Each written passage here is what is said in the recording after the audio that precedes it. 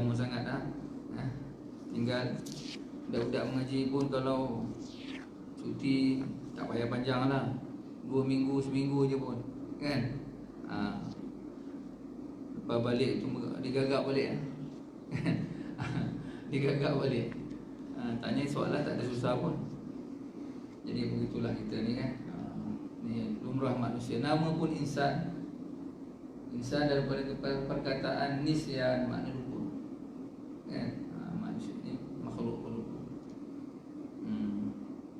Yang kita payah nak lupa, yang buat kita buat baik, itu susah kan. Kita buat baik, kita payah nak lupa. Yang salah cepat kita lupa. Kadang tak lupa tapi dia jadi lalai. Tak lupa tapi lalai. Ini pun sama juga. Yang ni disebut ghaflah, ghaflah. Sebab itu manusia ni perlu diperingatkan. Dan Allah perintahkan untuk ingat mengingat. Nabi pun datang untuk ingatkan. Dan umat ini yang Allah jadikan mulia pun sebab kerja ingat mengingat itu yang dulunya Allah tugaskan kepada para Nabi. Oleh kerana Nabi dah tak ada, maka menjadi tugas umat ini untuk ingat mengingat, saling ingat mengingat. Seperti mana dalam surah pendek je Allah sebut dalam Quran, wal 'asr innal insana lafi khusr illa alladhina amanu wa 'amilus salihat wa tawassaw bil haqq wa tawassaw bis sabr. Jadi kitab Hayatus Sahabat ni kitab yang besar, 3 jilid. Saya bawa ni jilid 2.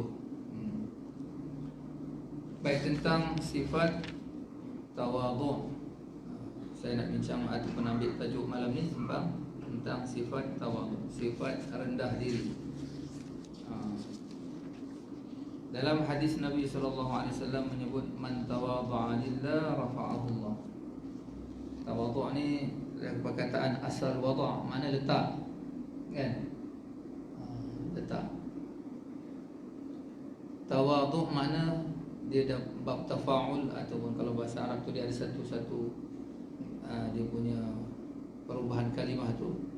Dia datangkan ta di awalnya. Tawadhu' bermakna paksa diri ataupun buat diri itu rendah, buat letakkan diri. Dan lawannya apa? Takabbur, atau tarafu', meninggikan diri, membesarkan diri. Lawan dia Allah tak suka. Daripada takabbur itu daripada perkataan kibir, iaitu rasa diri besar.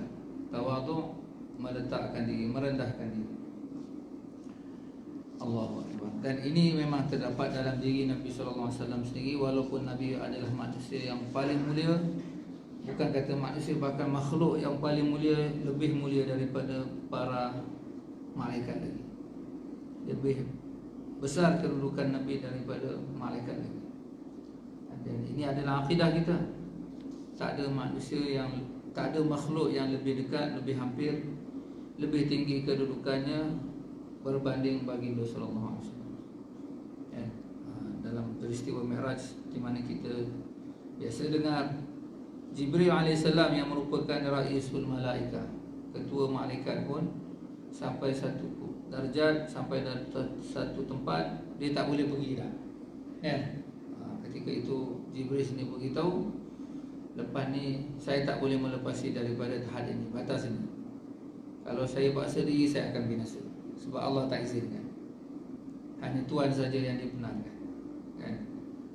Kan dalam hadis yang lain Nabi Jibril sebut pada Nabi, antara aku dan Allah ada 70,000 hijab daripada Nuh.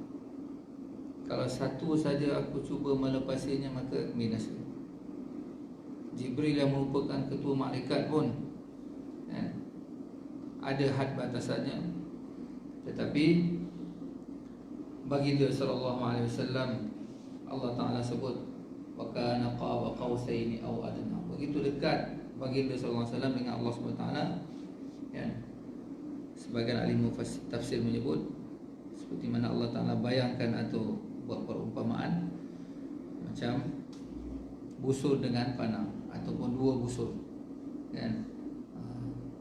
2 busur panah begitu dekat, atau lebih hampir lagi. hanya Nabi SAW dan juga Allah Subhanahu Wa Taala kekasih. Tapi tetap sebagai Nabi didatangkan sebagai contoh, sebagai uswah, sifat yang Allah Ta'ala mahu supaya manusia usahakan dalam diri dia, itu tawadhu. Maka baginda sallallahu alaihi wasallam juga paling sempurna sifat tawadhu. Ini memang sesuai untuk seluruh manusia. Allah tak ada sifat tawadhu. Allah sifat dia takabbur. Allah memang layak untuk dia membesarkan dirinya, dan memang dia adalah yang maha besar, kan? Hingga kebesaran dia tak mampu untuk kita fikir. Hingga dalam hadis menyebut Allah Ta'ala itu sebut bahawa al-kibriya'u ridai, ataupun ada sebut mafhum hadis tu bahawa kebesaran itu adalah perhiasan. Lain daripada Allah kecil. Allahu Akbar hari-hari kita sebut dalam azan, dalam solat, dalam masa-masa yang lain yang kita sebagai takbir, kan? Membesarkan Allah dengan lafaz Allahu Akbar. Allah Maha Besar. Akbar isim tafdhil, perbandingan selain daripada Allah. Allah lebih besar daripada apa? Segalanya, kan? Akbaru min kulli syai', daripada segala perkara. Sedangkan makhluk-makhluk Allah Ta'ala sudah pun Allah Ta'ala sebutkan yang kita nampak, yang tak nampak pun kita dah tak boleh bayang berapa dia punya keluasan, kebesaran, ya. Langit tak, macam bumi mungkinlah kita boleh kira dah boleh ukur, ya, berapa ribu kilometer. Langit Allah tak ada siapa tahu dah, kan? Kalau kira pun mungkin bintang-bintang yang mungkin dah anggaran ribu-ribu, juta-juta kilometer, ya. Bintang-bintang yang semua cakrawala yang kita nampak di langit, bawah langit pertama lagi. Maka disebut pula tentang alam-alam ghaib. Langit itu 7 lapis, yang 2 lebih besar daripada yang pertama, yang perbandingannya macam Nabi kata umpama satu padang yang besar, di tengahnya ada cincin, ada gelungan. Cincin itulah perumpamaan langit pertama dengan langit kedua. Begitulah perbandingan langit yang seterusnya. Dan kemudian Allah sebut dalam ayatul kursi, wasi'a kursiyyuhus samawati wal ardh. Kursi Allah meliputi seluruh langit dan bumi.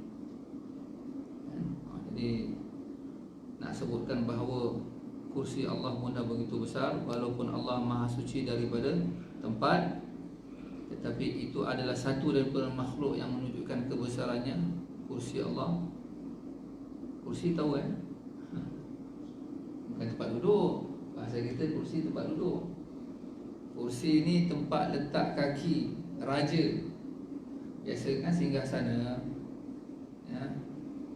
Singgah sana biasa besar-besar lah, tinggi-tinggi, kan? Kalau tengok tak, mungkin tak pernah tengok kursi raja tu, singgah sana raja, tengok pengantin okey lah, pelamin kan? Pelamin pengantin kan tinggi, kan? Jadi tempat duduk tu pun tinggi juga. Jadi kalau duduk atas tu kaki tergantung, sebab nak naik, kan? Kaki tergantung. Jadi untuk supaya kaki itu selesa, satu untuk tujuan pijak dan naik, yang keduanya bila dah duduk kaki tergantung, nak letak atas tu. Itu yang dalam bahasa Arab panggil kursi, kan? Yang singgah sana dipanggil arash dalam bahasa Arab, kan? Itu yang cerita Sulaiman alaihi salam, Nabi Sulaiman minta siapa yang boleh bawa arash Bilqis kepada dia, kan? Arash tu ialah singgah sana. Allah Ta'ala juga punya arash, Allah Ta'ala juga punya singgah sana. Jadi bila kita dah faham dua makna dia tadi, kalau kursi dengan arash mana besar lagi?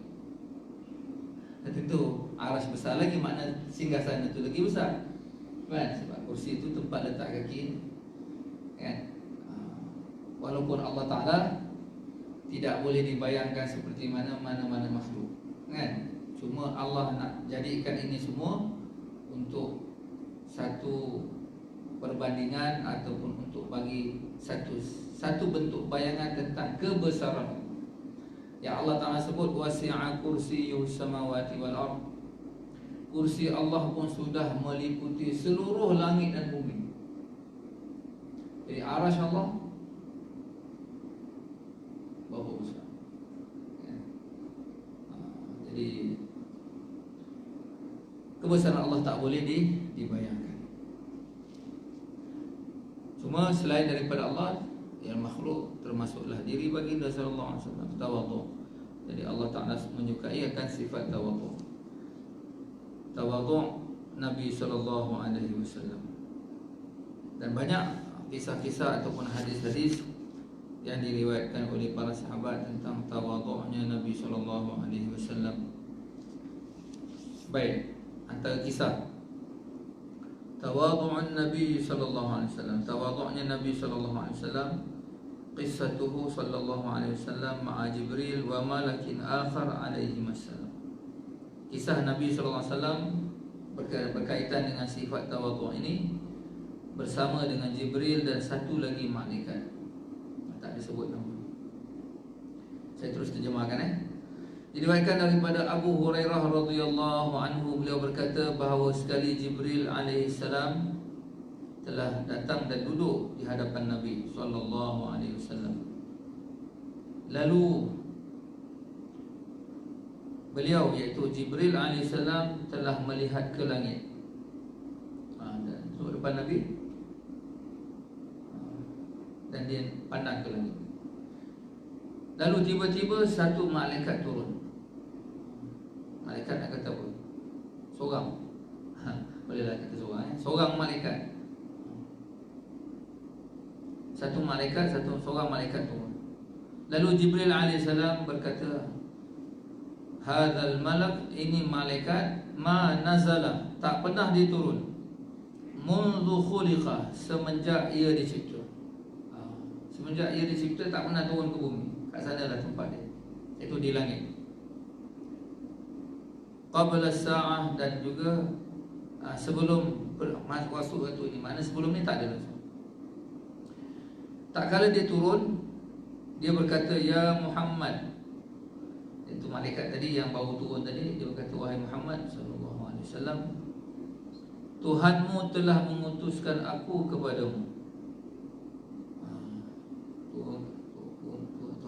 Tuhanmu telah mengutuskan aku kepadamu.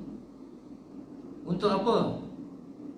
Afa malikan nabiyyan aj'aluka aw 'abdan rasula.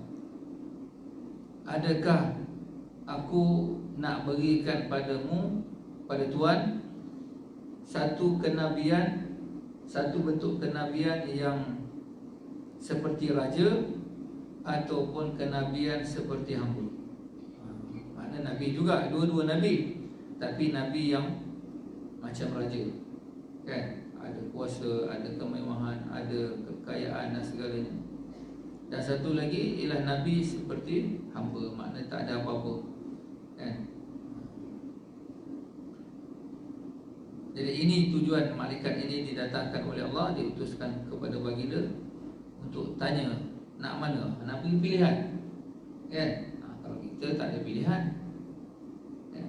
Walaupun ada juga ikhtiar yang kita boleh buat, kan? Tapi apa pun keputusan daripada Allah SWT, kan? Kita, mana orang kaya bukan semestinya dia kaya itu sebab usaha dia. Allah dah takdirkan dia kaya. Dan dia tidak juga makna sekadar takdir saja, dia usaha telah dibuat, kan? Jadi kita dari sudut akidah kita pertengahan, kan? Tapi apa pun makna pilihan tu tak ada. Macam mana baginda sallallahu alaihi wasallam diberi pilihan. Satunya menjadi Nabi Allah.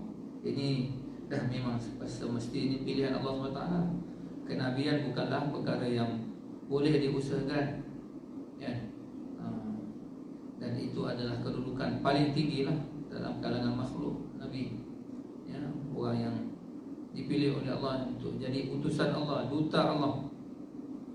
wakil daripada Allah SWT untuk manusia. Cuma keadaan di dunia ni macam mana? Semasa menjadi Nabi, nak jadi Nabi yang mewah ke, yang senang lenang, yang ada kuasa, yang ada tu? Kalau kita fikir apa senang? Ya, ni ada kerja banyak-banyak ni. Nanti ramai orang yang kita nak jumpa, nak bagi mesej, nak bagi tahu tentang. Kalau ada kuasa kan senang, kan? Perintahkan semua masuk Islam, kan? Semua senang. Kan? Siapa tak sembahyang penjara, senang. Ada kuasa, kan? Sebab itu ramai orang kebuk kuasa. Kan? Tapi ternyata nanti tak habis lagi, Kemudian Nabi SAW melihat kepada Jibril. Walaupun sebenarnya sifat itu dah ada dalam diri Nabi, cuma Nabi kan manusia yang suka kepada pandangan. Lebih-lebih lagi yang datang tu ialah guru kepada baginda sallallahu alaihi wasallam, iaitu orang yang mengajar Nabi sallallahu alaihi wasallam, yang sampaikan wahyu daripada Allah. Jibril ada bersama. Maka Jibril alaihissalam berkata, tawadha' li rabbika ya Muhammad. Ini nasihat Jibril. Wahai Muhammad sallallahu alaihi wasallam, rendahkanlah dirimu di hadapan Tuhan. Rendahkanlah dirimu, makna bertawadhu'lah di hadapan Tuhan, wahai Muhammad. Maka jawab Nabi sallallahu alaihi wasallam, ataupun sabda Nabi sallallahu alaihi wasallam sebagai jawapan kepada malaikat itu, bal abdan rasulan. Bahkan aku nak jadi hamba yang menjadi utusan Allah SWT. Maknanya Nabi, keadaan Nabi yang kita sedia maklum atau biasa kita dengar, Nabi keadaan kehidupan Nabi yang sangat sederhana, ataupun istilah mudah yang kita faham, miskin. Sebenarnya miskin Nabi itu jauh lebih miskin daripada apa yang kita bayangkan. Kalau Malaysia ni kalau miskin macam mana? Miskin-miskin ni pun Masya Allah makan pun Alhamdulillah. Kalau nilai ataupun kata apa dipanggil apa, tahap miskin tu kan, berapa? 3,000 miskin bandar pendapatan 3,000 ke bawah, miskin bandar. Yang kampung pula. Tapi tetap Alhamdulillah, kan? Kalau di Malaysia ni lah. Tapi kalau tentang Nabi SAW, Allahu Akbar. Pernah Ummul Mukminin Aisyah radhiyallahu anha kata, pernah dapur tak berasap, maknanya tak ada apa-apa untuk dimasak di rumah selama 2 bulan penuh. Mana nampak 3 kali anak bulan lah. Anak bulan pertama, anak bulan kedua, sampai anak bulan ketiga. Mana 2 bulan penuh dapur tak berasap. Adakah kita nak kata perkataan itu tak sesuai makna? Adakah Nabi tak pandai nak mencari, kan? Tak berusaha. Sedangkan kalau kita tahu Nabi seorang pedagang yang hebat, peniaga yang hebat, kerana ada urusan yang besar, jadi hingga kan kehidupan Nabi begitu sangat sederhana. Dan sudah tentulah keluarga Nabi yang terlibat secara langsung juga menghadapi keadaan yang sama, pengorbanan untuk agama. Bahkan tentang apa yang disebutkan di sini, itu atas dasar tawadhu, itu nombor 1. Dan yang lain-lain, maslahah yang lain-lain dia juga, iaitu untuk memudahkan umat. Tak ada alasan lagi bagi umat untuk amalkan agama yang Nabi bawa. Dan baginda sallallahu alaihi wasallam sendiri, yang mana yang dari sudut kehidupan Nabi yang sederhana ini adalah dipilih sendiri oleh baginda sallallahu alaihi wasallam. Padahal Allah dah menawarkan, ini sebentuk tawaran yang kita sedang baru dengar ni tadi. Allah datangkan khusus malaikat untuk bertanyakan pilihan itu. Bahkan ada hadis yang lain bahawa Nabi sallallahu alaihi wasallam ditawarkan langsung oleh Allah SWT melalui wahyunya, mahukah aku jadikan untuk kamu bukit-bukit di Mekah itu emas, harta yang akan ikut apa kehendak. Allah boleh buat. Begitu juga ada hadis yang lain, pernah Nabi SAW bersabda, mafhumnya, mahukah aku berikan kepadamu kunci kekayaan bumi ini? Kunci kekayaan, mana apa Nabi nak dapat lah. Kalau kita tengok manusia-manusia yang kaya dululah, yang sekarang ni mungkin siapa? Kan? Adalah orang-orang yang mana orang sebut nama dia, Bill Gates lah, apalah, kan? Rothschild, macam-macam lagi, berbilion-bilion duit dia. Tapi tak adalah sekaya macam mana Qarun. Allah sebut dalam Quran, kan? Tak ada manusia kaya macam tu. Kunci je, khazanah dia mana? Satu kumpulan yang bersabar, itu baru dia punya kunci gedung dia. Dia boleh buat emas dengan tangan, boleh bancuh emas, dan boleh buat emas ni. Orang nak cari emas, kena mendulang, kena melumbung, dia boleh buat dengan tangan. Mana tak kaya? Tapi binasa kerana tiada agama yang dia bawa dalam hidup. Lagi dalam hadis yang riwayat yang lain, hadis kisah yang hampir sama, jawapan Nabi SAW kepada malaikat itu jawapan yang sama, iaitu bal abdan rasulan, aku memilih hamba yang sebagai utusan Allah SWT, iaitu Nabi yang mana berkeadaan seperti mana hamba, iaitu yang tidak ada apa-apa. Dan dalam riwayat ini daripada Aisyah radhiyallahu anha, beliau berkata bahawa semenjak daripada itu tidak pernah lagi baginda sallallahu alaihi wasallam makan dalam keadaan baginda bersandar. La ya'kulu muttaqian. Nabi tak pernah lagi makan dalam keadaan bersandar. Makan bersandar ni, kalau ikutkan tak ada masalah, kan? Cuma adabnya tak bersandar lah begitu, kan? Kalau perlu bersandar pun tak ada masalah. Cuma ciri-ciri hamba itu macam tu lah, kan? Mana keadaan makan dia tu tegak je, tak ada sandar-sandar, kan? Rendah diri. Kemudian baginda SAW sendiri bersabda, aqulu kama ya'kulul 'abd. Aku makan seperti mana seorang hamba makan. Wa ajlisu kama yajlisul 'abd. Dan aku duduk seperti mana seorang hamba duduk. Makna setelah Nabi memilih, Nabi pilih itu bukan sekadar nak sedapkan jawapan telinga dan tidak, bahkan secara amali, praktikalnya Nabi telah bawa dalam hidup Nabi, kan? Hingga kan corak hidup Nabi pun memang macam hamba. Makan, minum Nabi, pakaian Nabi, mana begitu sangat sederhana, kan? Tak ada menunjuk-nunjuk, tak ada bergalak-galak orang kata, kan? Bahkan dari sudut keadaan diri Nabi sendiri pernah, orang tak kenal Nabi. Nabi kalau duduk bersama dengan sahabat, orang luar yang mana orang ajnabi lah, orang asing, dia kalau datang di tempat tanya, mana satu Nabi, mana satu Muhammad, tak kenal, kan? Kalau Nabi dibuat cara macam mana biasa, yang kata raja lah, kan? Lain sikit daripada orang lain, makna ada sikit pangkat ketua ke, kan? Dia dah lain dah, baju dia dah lain, tempat duduk dah lain, kan? Gaya dah lain. Kalau tak lain daripada orang, maka orang kata ini bukan pemimpin mesti, kan? Cuma kita tak hukum lah siapa-siapa yang jadi pemimpin, jadi ketua, ada sikit jawatan tu, kita tak adalah kata bahawa dia ni orang yang takabur, kan? Tidak, kan? Mungkin sebab kumpulan dia tadi mahukan ada nampak kelainan sikit lah, supaya nampak beza, kan? Dia punya baju, tempat tinggal, yang tempat duduk, meja pejabat dia lain ya sikit. Cuma Nabi tidaklah, Nabi berkehendak sebegitu.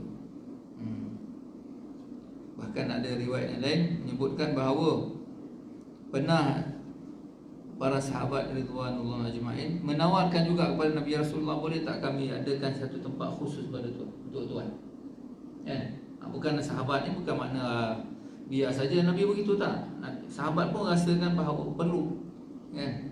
Ada keperluannya, kan? Ini bukan kata ketua saja, bahkan lebih daripada itu. Tidak seperti mana ketua-ketua yang lain, ketua bangsa ke, ketua agama ke, ketua negara ke, negeri ke, kan, atau puak ke, itu pun orang akan tonjolkan dia. Ini kan pula Nabi. Maka selayaknya sahabat itu menginginkan supaya Nabi agar keadaan Nabi itu dapat ditonjolkan, dan untuk tujuan memudahkan Nabi, memuliakan Nabi. Tapi Nabi menolak, Nabi tak mau, kan? Nabi suka duduk macam mana dengan sahabat, macam mana orang lain. Itu kata tanda tawaduknya baginda sallallahu alaihi wasallam. Ini mungkin kalau kita tak dapat, yalah, tentulah kita tak boleh nak sama dengan Nabi, kan? Cuma kita usahakan sifat itu. Dan bagaimana para sahabat apabila melihat kepada sifat baginda sallallahu alaihi wasallam yang tawaduk, maka sahabat belajar daripada Nabi, dan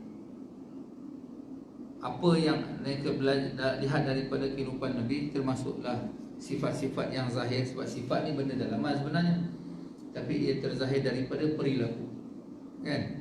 Perilaku itulah yang dapat menunjukkan macam mana, apa yang sifat yang ada. Macam tawaduk ni tak nampak, tak ada tulis, kan? Bukan ada kata alat untuk tahu. Sekarang ni mungkinlah panas sejuk boleh tahu guna alat, kan? Ataupun melalui rasa. Tawaduk, sabar, sebagainya, sifat-sifat mahmudah ni dengan melalui perilaku, kan? Macam mana tentang sifat halim, sifat penyabar dan sangat memaafkan yang ada dalam diri Nabi SAW.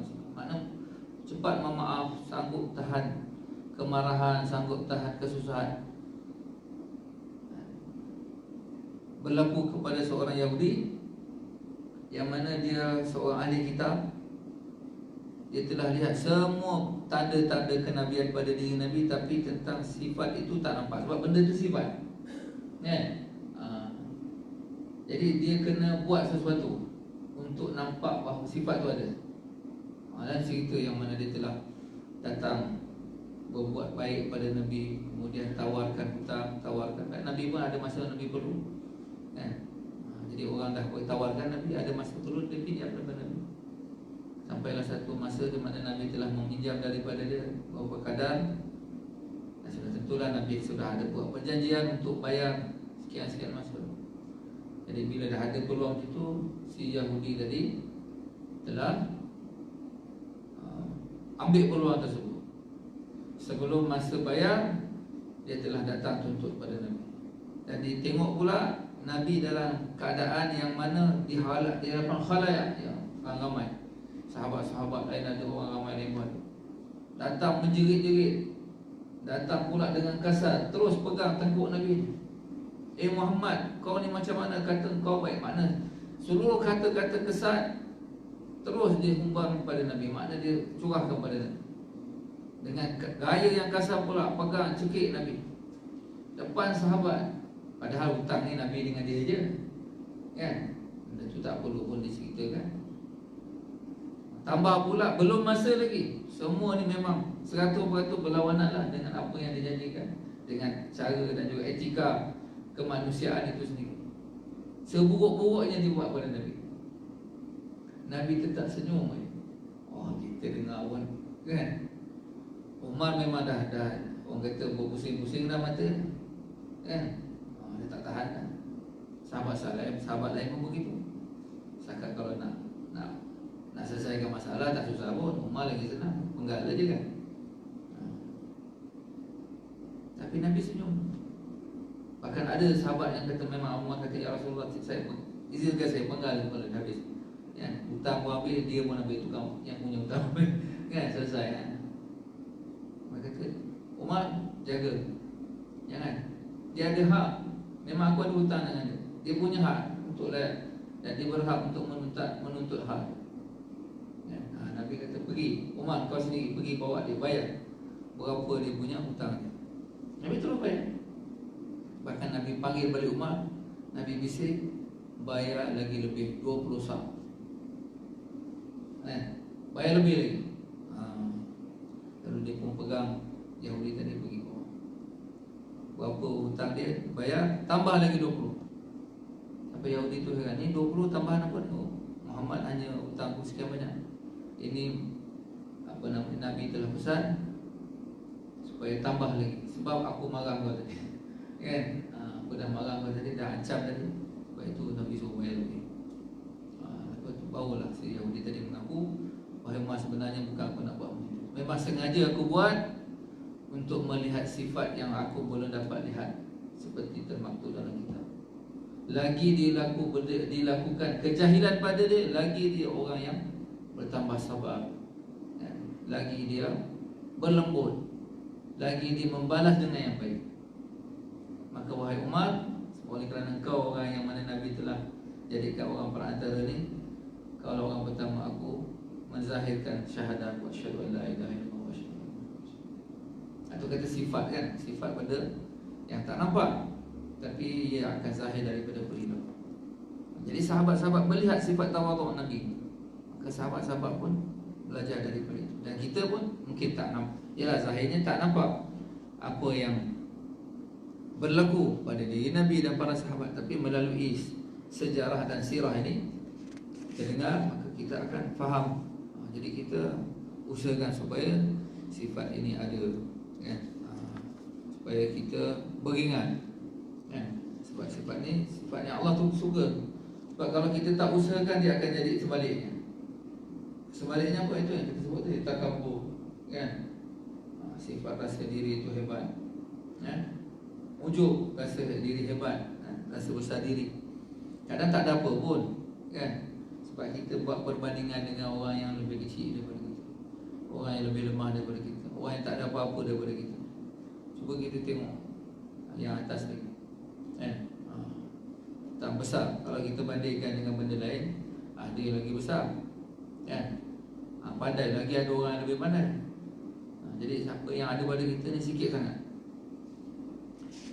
Baik, kata satu lagi, kita nak ambil kisah daripada para sahabat, kan? Para sahabat, dari kisah Nabi sendiri. Ini tawaduknya para sahabat ridwanullahi alaihim ajma'in. Ini pun banyak kisahnya. Sampai satu kisah, Rukubu Umar al-ba'ira fi safarihi ila Syam. Ini bagaimana Sayyidina Umar radhiyallahu anhu menunggang unta dalam safarnya ke Syam. Kalau tukang unta tu kira tunggangan hebat lah. Tapi apa yang berlaku sebenarnya? Ini kata dikeluarkan riwayat ini oleh Ibnu Asakir daripada Aslam. Aslam ni ialah pembantu khadim kepada Sayyidina Umar radhiyallahu anhu. Beliau berkata, Sayyidina Umar bin Khattab radhiyallahu anhu telah datang ke wilayah Syam atas unta, dan mereka mula bercakap-cakap tentangnya. Dan berkata Umar radhiyallahu anhu, kamu sedang melihat satu perkara yang mana ia merupakan kenderaan yang mana tidak ada bahagian untuknya bagi dia di akhirat. Dan dalam perjalanan tersebut, Umar bersama dengan Aslam bergilir-gilir menaiki seekor unta. Kalau nak ikutkan sebagai orang yang hebat, pemimpin, makna penguasa, Umar masa tu yang boleh anggap macam raja jugalah, khalifat. Makna seluruh wilayah Islam yang telah dikuasai Islam, lebih kurang 2/3 dunia ni lah masa tu, kan? Kurang lebihnya. Dan Umar sebagai pemimpin masa tu, segala apa yang ada dalam kerajaan masa tu, dalam keputusan dia boleh dia buat keputusan sesuatu yang memudahkan dia. Bukan untuk takabur pun tak ada masalah pun, kan? Untuk keperluannya pun, kalau kata 2 orang patutnya 2 lah. Perjalanan bukan dekat Syam, hampir sebulan perjalanan, 1000 batu, kan? Tapi hanya guna satu kenderaan je, kan? Jadi bergilir dengan, bahkan dalam riwayat menyebut dalam kisah tentang kedatangan Sayyidina Umar ke Syam ni, itu ketika untuk mengambil kunci Baitul Maqdis, kan? Sebab Abu Ubaidah bin Jarrah radhiyallahu anhu yang mengetuai atau memimpin tentera Islam untuk menakluki ataupun mengambil semula Baitul Maqdis daripada cengkaman Raja Rom masa itu. Dan alhamdulillah Allah Ta'ala telah jayakan, bahkan tanpa perang, ya, setelah melihat kepada keadaan sahabat. Mereka kata, pendeta-pendeta yang tinggal di sana kata, memang kita tak mampu untuk berdepan dengan mereka. Memang dalam kitab pun sudah pun disebutkan bahawa sekian masa, satu masa orang Islam akan mengambil alih tempat ini. Maka memang tempat kemuliaan kita, tempat ketiga lah yang suci bagi kita, kan? Cuma mereka kata bahawa ada satu orang ini, hanyalah orang ini sahaja yang akan mengambil kunci, kan? Jadi maksudkan Umar. Makna dalam kitab mereka ataupun dalam mereka punya maklumat pun, orang yang akan ambil kunci itu, yang akan mereka serahkan kunci itu pun dah ada, kan? Jadi yang dimaksudkan ialah Sayyidina Umar di Madinah, yang ada bersama dengan Abu Ubaidah bin Jarrah radhiyallahu anhu ialah Khalid bin Walid, kan? Dan memang dalam riwayat menyebutkan Khalid bin Walid radhiyallahu anhu dari sudut batang tubuhnya dan bentuk wajahnya hampir menyamai Umar, kan? Kalau sekali tengok pun macam Umar, kan? Dari sudut ketinggian, sasanya, kan? Suaranya pun hampir-hampir. Jadi banyaklah kesamaan. Lalu mereka kata, sebab orang ni bukan pernah tengok Umar pun, kan? Maka kamulah jadi wakil Umar, tapi janganlah dakwa kamu ni Umar, kan? Itu dah macam bohong, kan? Jadi kamu anggap bahawa kamu ada daripada pihak orang Islam. Dan memang mungkin ciri-ciri yang ada tu itulah. Ternyata bila dia hantar Sayyidina Khalid bin Walid radhiyallahu anhu, mereka melihat dan mereka makna semua sama macam mana yang disebutkan, kan? Cuma satu lagi dilihatkan tak ada tanda tu. Akhirnya mereka kata, kamu bukan orang ni, kan? Tanda tu tak ada. Lalu dalam keadaan terpaksa mereka panggil juga Umar radhiyallahu anhu datang. Jadi masa itulah Sayyidina Umar telah datang ke negeri Syam. Walaupun mungkin sebelum tu ada perjalanan beliau ke sana, tapi ini peristiwa semasa Fatah Baitul Maqdis.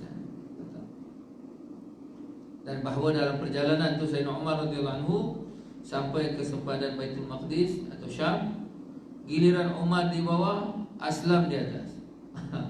Kan? Ini Allah nak tunjukkan. Bahkan masa tu Aslam serba salah, kata, ya Amirul Mukminin, kan? Memanglah masa ni giliran saya, Tuan di bawah. Sepanjang perjalanan 1000 batu ni tak apalah, itu adalah kehendak Tuan. Cuma ni dah sampai sempadan ni, orang dah tunggu, kan? Orang dah mula tengok, kan? Ini pemimpin Islam, raja orang Islam, kan? Tak apalah saya korbankan saya punya volunteer, tidak Tuan, kan? Umar kata, tak, sekarang kan masa giliran kamu, kan? Dan banyak cerita ni tuan-tuan, kan? Akhirnya bila jumpa kepada pendeta tu, pendeta kata, betul, semua sama. Cuma ada satu tanda tak ada lagi, iaitu tampungan pada baju. Pun cukup, pun ada, cuma satu tak ada. Makna tampungan baju pun mereka baca daripada kitab, dah terdapat dalam kitab. Tak silap saya 11 atau 12 tampungan baju.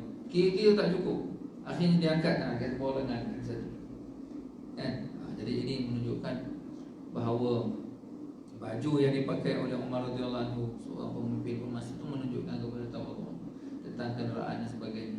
Ya, mana semua sifat-sifat ini dipelajari oleh para sahabat radhiyallahu ajma'in, yang menunjukkan bahawa mereka itu telah dapat lihat dalam kehidupan Nabi dan mereka dapat tiru dalam kehidupan mereka, hingga para sahabat pun menjadi orang yang mana ditiru oleh umat ini. Sebab itu dari seluruh kehidupan sahabat itu menjadi kita panggil akidah kita, kan? Ahlu sunnah wal jamaah, ya. Sebab Allah Ta'ala telah mengiktiraf kehidupan mereka. Radhiyallahu anhum wa radu an. Allah telah rida dengan semua para sahabat, dan para sahabat pun rida dengan Allah SWT. Mana gembira, senang dengan Allah SWT, dan Allah pun gembira dengan mereka, ya. Dan sebahagiannya yang khusus, secara khusus Allah Ta'ala telah sampaikan berita syurga kepada mereka, dan secara umum pun dia juga, ya. Dari kepercayaan pun Allah suruh tiru sahabat, amalan pun suruh tiru sahabat, ya. Untuk dari sudut untuk melihat kepada satu contoh yang tepat untuk dia punya kehidupan yang sesuai dengan setiap orang, ya. Mungkin dalam keadaan manusia ni ada macam-macam kehidupan, yang kaya, miskin, sakit, sihat, ya, lelaki, wanita, semua tu ada perbezaan. Maka mana-mana contoh pun ada dalam kalangan para sahabat radhiyallahu anhum. Jadi insya-Allah mudah-mudahan sedikit muzakarah, tazkirah, ya, daripada kitab ini tentang sifat tawadhu ini menjadi satu pelajaran yang kekal, yang tetap pada kita lah, untuk kita bawa dalam kehidupan kita sepanjang hidup kita, ya, dan menyebabkan Allah Ta'ala redha dengan kita. Dan apapun kita mengharapkan kurniaan Allah SWT, kita tak mampu, Allah yang mendatangkan, ya. Seperti mana Allah mentarbiah, mendidik langsung akan para Nabi umumnya, dan juga khususnya baginda sallallahu alaihi wasallam. Jadi insya-Allah mudah-mudahan Allah Ta'ala terima majlis kita ini. Allah beri taufik dan hidayah kepada kita untuk kita tiru insya-Allah. Wallahu a'lam bishawab. Ada apa-apa nak tanya?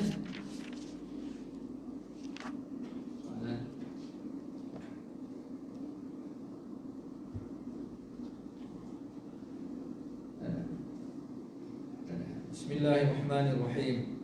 Alhamdulillahi Rabbil Alamin. Wassalatu wassalamu ala sayyidil anbiya wal mursalin, sayyidina wa habibina wa syafi'ina wa maulana Muhammadin ajma'in, wa ala alihi wa ashabihi ajma'in. Allahumma la tada' lana dhanban illa ghafartah, wa la hamman illa farajtah, wa la dhallan illa hadaitah, wa la maridan illa syafaitah, wa la aiban illa satartah, ولا دينا إلا أديته، ولا حاجة من حوائج الدنيا والآخرة هي لك رضا إلا قضيتها ويسرتها يا أرحم الراحمين.